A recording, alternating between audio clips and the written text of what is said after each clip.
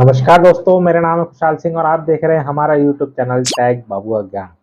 दोस्तों, आज का वीडियो बहुत इंपॉर्टेंट इसलिए होने वाला है क्योंकि जैसे कि आप सभी को मालूम है कि कोल इंडिया ने डिपार्टमेंटल कैंडिडेट्स के लिए एक डिपार्टमेंटल वैकेंसी निकाला था। तो हमने इसके पहले भी एचआर कैडर से रिलेटेड 3 सिलेबस के वीडियो डाले थे। आज हम चौथा वीडियो लेकर के आए हैं आपको एचआर सिलेबस के रिगार्डिंग। आज हम आपको बताएंगे इंडस्ट्रियल रिलेशन 1947 के बारे में। तो सबसे पहले क्या होता है कि कोई भी आपको एक्ट पढ़ने के लिए उसकी डेफिनेशंस पता होनी चाहिए, उसके की फीचर्स पता होना चाहिए, की वर्ड की डेफिनेशन पता होना चाहिए।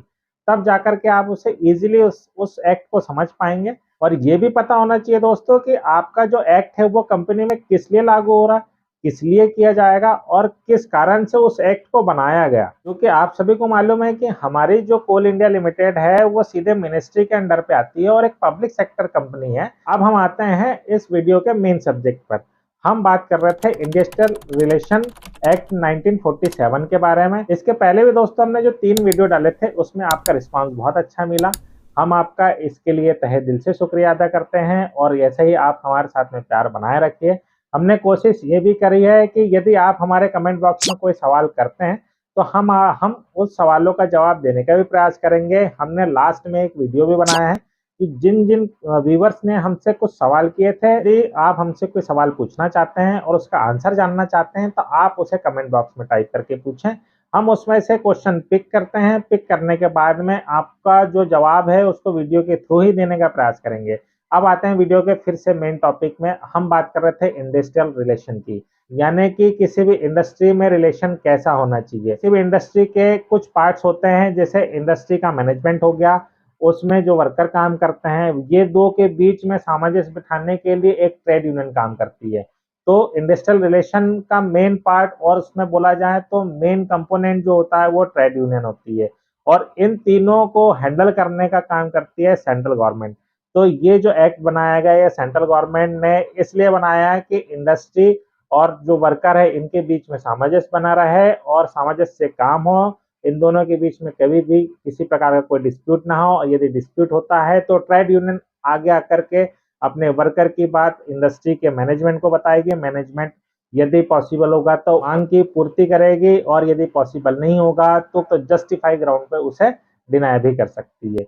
तो बहुत सारी चीजें, बहुत बारीकियां आपको मैं इस एक्ट में बताना चाह रहा हूँ। और यदि दोस्तों आप इस एक्ट से रिलेटेड एमसीक्यू चाहते हैं तो आप हमें कमेंट बॉक्स में टाइप करके बताएं। हमने कम से कम 40 प्रश्न हमने उसमें से निकाले हैं विथ क्लॉज विथ रीजन। यदि दोस्तों आप चाहते हैं कि मैं उस एमसीक्यू को भी ऐसे ही पब्लिश करूं वीडियो के थ्रू और मैं उसकी आपको पीडीएफ लिंक प्रोवाइड करवाऊं तो आप उसे कमेंट बॉक्स में टाइप करके इंटरेस्टेड लिख दीजिए।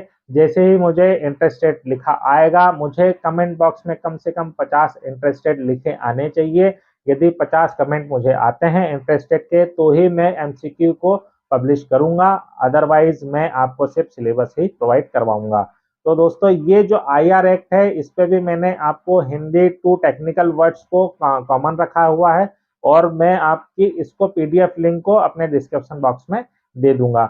इसमें एक चीज और बता देता हूँ कि ये जो मेन एक्ट है इसकी भी मैं एक पीडीएफ लिंक आपको उसमें डिस्क्रिप्शन बॉक्स में दे दूंगा। चाहे तो आप दोनों को डाउनलोड कर लीजिए या फिर आप दोनों को कंपेयर करना चाहते हैं तो वो दोनों को कंपेयर कर लीजिए। हमने बहुत सरल भाषा में उसका अनुवाद करने का प्रयास किया है।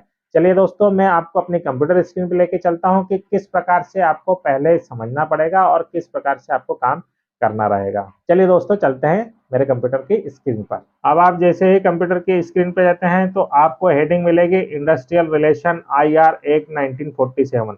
अब जैसे कि मैंने आपको वीडियो के शुरू में बताया है कि टेक्निकल वर्ड्स की डेफिनेशन आपको पता होना चाहिए, तो मैंने यहाँ टेक्निकल वर्ड्स की डेफिनेशन डाल दिया है। जैसे आपको स्ट्राइक का पता जैसे आपको स्ट्राइक का मतलब पता होना चाहिए, उसके बाद लॉकआउट का मतलब पता होना चाहिए, कलेक्टिव बार्गेनिंग का मतलब पता होना चाहिए, ग्रीवांस का मतलब पता होना चाहिए, डोमेस्टिक इंक्वायरी और आपके बीच में कोई मध्यस्थता करता है तो उसकी डेफिनेशन पता होना चाहिए। आपका निर्णायक कौन होगा, आपका यदि आर्बिट्रेशन है तो वो कौन होगा और सेटलमेंट अगर करवाएगा तो इस प्रकार से आपको कौन करवाएगा, standing order, lock in period और मैंने डेफिनेशन इसमें दी है। उसका एक टेबल भी बना दिया है, आप चाहें तो टेबल के थ्रू भी उसको समझ सकते हैं। यदि आप टेबल के थ्रू समझेंगे तो भी बहुत अच्छी बात है, या नहीं समझना चाहते हैं तो भी अच्छी बात है। यहाँ से हमारा एक शुरू होता है कि इंडस्ट्रियल रिलेशन क्या होता है। हमको पता होना चाहिए कि ये क्यों बना, किस लिए बना, ये होता क्या है एक्चुअल में।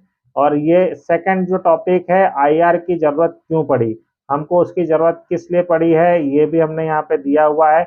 और आईआर के लिए क्या क्या करना पड़ता है, तो हाउ टू मेंटेन आईआर, इसके लिए भी आपको यहाँ पे एम्प्लॉयमेंट रिलेशनशिप भी आपको दिया हुआ है। कलेक्टिव बार्गेनिंग आपको कैसे करनी पड़ेगी, डिसिप्लिनरी कंडक्ट आपको कैसे करना रहेगा, ये सारी चीजें दोस्तों हमने इसमें बताई है।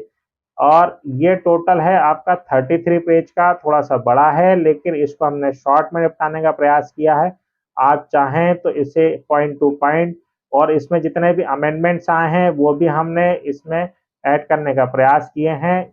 और आप जब सिलेबस चेक करेंगे तो उसमें ये भी लिखा हुआ है कि कोल इंडिया लिमिटेड में आईआर का क्या इम्पोर्टेंस है, उसे कैसे आपको मेंटेन करना रहेगा, ये सारी चीज़ें तो उसके रिगार्डिंग भी हमने यहाँ पे कुछ टॉपिक्स बनाए हुए हैं। इस पे हमने हिंदी और टेक्निकल वर्ड्स जो कि इंग्लिश में रहने चाहिए वो भी हमने एज इट इज रखे हुए हैं। यदि फिर भी आपको कुछ समझ में नहीं आता है तो आप उसे कमेंट बॉक्स में टाइप करके पूछ सकते हैं। मैं इस सिलेबस की पीडीएफ लिंक अपने डिस्क्रिप्शन बॉक्स में दे दूंगा, आप वहां जा करके उसे डाउनलोड कर सकते हैं। मेरा दोस्तों फिर से आपसे रिक्वेस्ट है, यदि आप मुझे 50 कमेंट्स लिखेंगे इंटरेस्टेड के तो ही मैं आपको एमसीक्यू प्रोवाइड कराऊंगा। और बहुत सारे व्यूवर्स ऐसे हैं जो हमारे चैनल को सब्सक्राइब किए बिना ही चले जाते हैं। तो दोस्तों मेरा आपसे फिर से रिक्वेस्ट है, वीडियो बनाने पर और इस प्रकार के सिलेबस तैयार करने पे बहुत मेहनत लगती है दोस्तों, तो आप हमारे लिए सिर्फ सब्सक्राइब भी कर दीजिए और बेल घंटे के आइकन को ऑल पे सेट कर दीजिए। चलिए दोस्तों, मिलते हैं किसी अन्य वीडियो अन्य जानकारी के साथ में, तब तक के लिए जय हिंद, जय भारत।